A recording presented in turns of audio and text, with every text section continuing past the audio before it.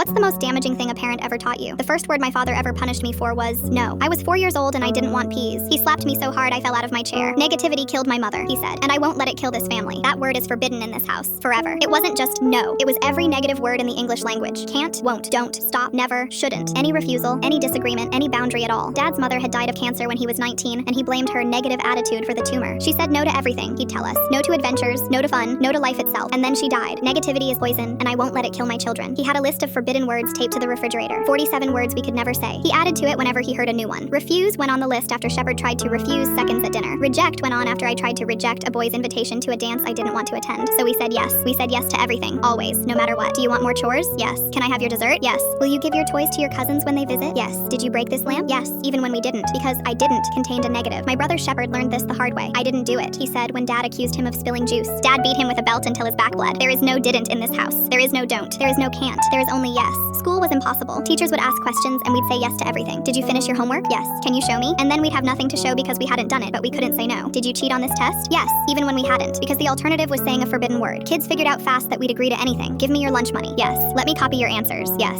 Say you're stupid. Yes. Say you're worthless. Yes. We came home with empty pockets and bruised hearts every day, and Dad would ask if we'd had a good day, and we'd say yes. My sister Marisol was allergic to peanuts. Not severely, but enough that her throat would swell and she'd struggle to breathe. A teacher offered her a peanut butter cookie and she couldn't say no. She couldn't say, I can't eat that. She ate it and spent 3 hours in the nurse's office wheezing. Dad said her negativity toward the cookie probably made the reaction worse. We couldn't set boundaries. We couldn't protect ourselves. We couldn't say, stop, don't, please, no, I don't want to. When a kid at school shoved Shepard into a locker, he couldn't say, don't do that. He just stood there and let it happen, then said yes when the kid asked if he could do it again tomorrow. Then Dad's friend Leland started coming around. He was a big man with a loud laugh who always brought us candy. He'd pull me onto his lap and ask if I liked sitting there. Yes. He'd ask if I wanted to keep him company in the basement while Dad watched the game upstairs. Yes. He'd ask me to keep our special time a secret. Yes. Because what else could I say? The word I needed didn't exist in my vocabulary anymore. He did it to Shepard too. And Marisol. We couldn't say stop. We couldn't say don't. We couldn't say no. We just said yes and went somewhere else in our heads and waited for it to be over. This went on for 2 years. Every time Leland visited, we said yes to whatever he wanted because we'd been trained since birth that saying no meant pain. Dad had made us perfect victims and he didn't even know it. Or maybe he did. One night, Leland followed Marisol into the bathroom. I heard her whimpering through the door and something inside me snapped. I burst in and screamed the word I hadn't said in 8 years. No, stop, don't touch her. No, no, no, no, no. It felt like vomiting up poison. It felt like being born. Dad came running at the sound of forbidden words. He saw Leland with his hands on Marisol. For a second, I thought he'd beat me for saying no. Instead, he dragged Leland into the yard and beat him until the neighbors called the police. The cops separated everyone and started asking questions. Did this man hurt you? I was so tired of lying. Yes. Did your father know? No. And then, for the first time in my life, I used the word with my father standing right there. But he's the reason we couldn't stop it. He's the reason we couldn't say no. Dad's face crumbled. The police investigated everything. What Leland had done, what Dad had done, how his rules had stripped us of the ability to protect ourselves from anyone who wanted to hurt us. Leland got 22 years. Dad got 9. I still flinch every time I say no, but I say it anyway.